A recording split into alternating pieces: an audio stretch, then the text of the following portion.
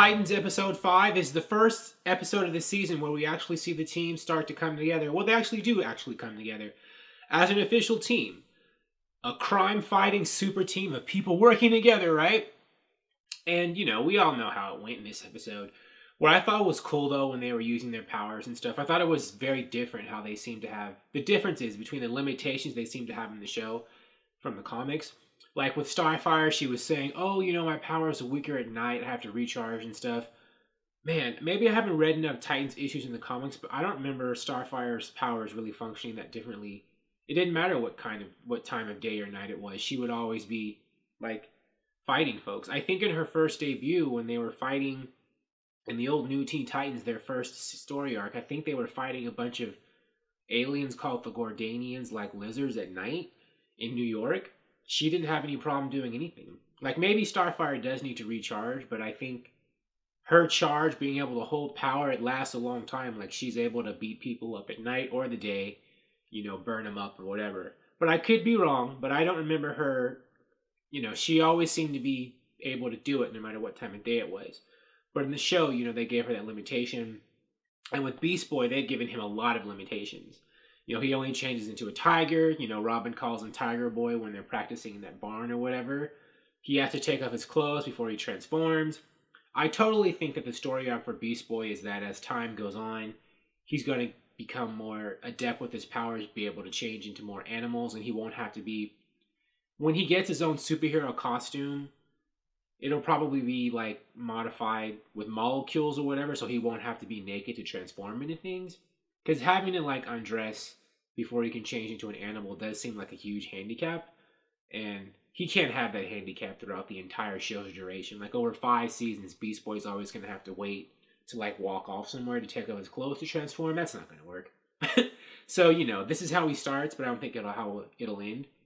I do know the reason. I think another reason why he only transforms into Tiger, just a Tiger, is budgetary reasons. I don't know if the show has the budget or wants to spend the money to have him be a dinosaur or a bird or an insect or a new animal each episode, because they'd have to spend more money.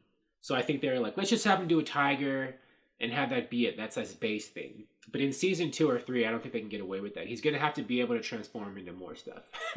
He needs to be more versatile, more like he is in the comics, and everyone who watches this show, who's seen Beast Boy in cartoons and read the comics and stuff, knows he's capable of being. But I'm okay. I understand, it's their first season. They only have so much money. I'm not trashing them. I think they're just working the best within the limitations they have. But, I'm hoping that in season 2 or 3, Beast Boy's not just going to be Tiger all the time. And, as for the others, I don't think there's much to say about Rachel or Raven. I think that black liquid that comes out of her mouth, I think that's supposed to be a version of her soul self or whatever.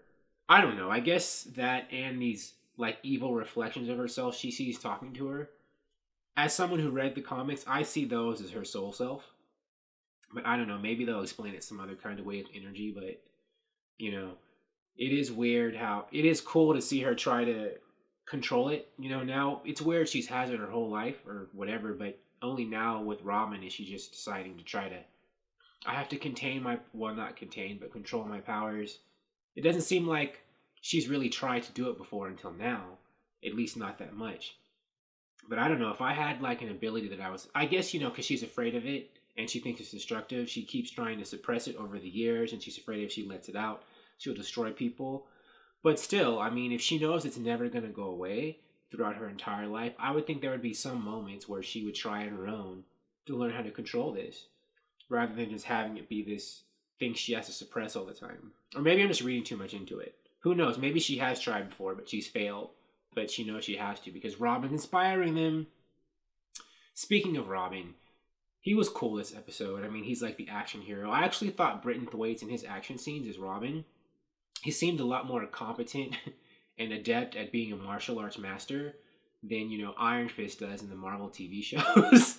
Marvel Netflix. And I feel bad saying that because I like Iron Fist, the TV show, and I like Finn Jones, but I don't know, Britton Thwaites just seems like he's had more time to practice, or he's maybe more adept, or maybe the Titans TV show has better choreography than whoever choreographed Iron Fist, at least in season 1.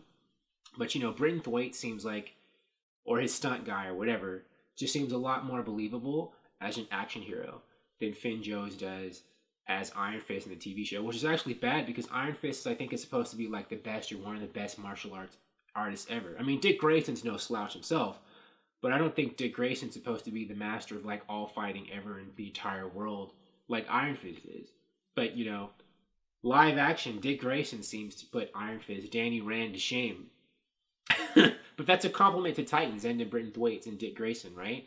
I mean, Robin is supposed to be a very great fighter. I mean, he was trained by Batman. He's naturally athletic. He's a gymnast. So it's cool that that character comes off that way in the show, and Britton Thwaites is able to pull that off. And it was very awesome. I forgot that I think I read somewhere that Jason Todd was supposed to show up in this episode, but I forgot until he showed up to rescue, Dick Grayson, who was in over his head in that penthouse in Chicago, right? When he was engaged by those forces who wanted to eliminate him and the old man, all of whom I think work for Trigon or something. But I guess next episode, episode 6, is all going to be, the Robins, the two Robins episode. And I guess they've never met each other before. Jason Todd's like, hi, I'm the new Robin. And, Dick's like, who the hell are you? So that's going to be interesting. I like that. And I can already see that actor, what's his name? Curran Robin Waters? I forget his name. They're going to have him be the Robin that's... I can tell his personality. He's really gung-ho. Like, let's do it. And I think Jason Todd was like that in the comics when he was younger. Like, when he was Robin, he was like, oh, yeah, let's leap into battle. Let's leap into action. And I think there's transferring over to the show. And I think Dick's going to be annoyed by that. And plus, he's basically looking at his replacement. And there's going to be jealousy and stuff. It'll be very interesting to see the next episode. And then as for the villains of the show, the Nuclear Family, I actually did feel sorry for them when they got their heads blown up. Because just before that, this episode, we got a little bit about where they come from. The fact that they're being brainwashed and tortured into being, these weird soldiers for like Trigon's army or whatever. And when you see that, it's not really them. Like if these people were themselves, they wouldn't be doing this. And people were forcing them and brainwashing them into doing it. You do feel sorry for them, when their heads explode. I was kind of hoping that maybe the Titans would be able to figure out a way to reverse or cure or help them out. But nope, they got their heads blown up before that could happen. And I was like, oh, those poor people.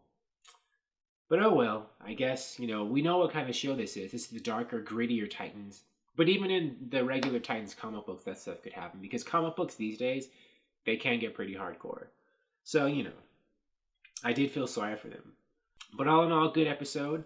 I like seeing the Titans as an actual team, a super team of people working together.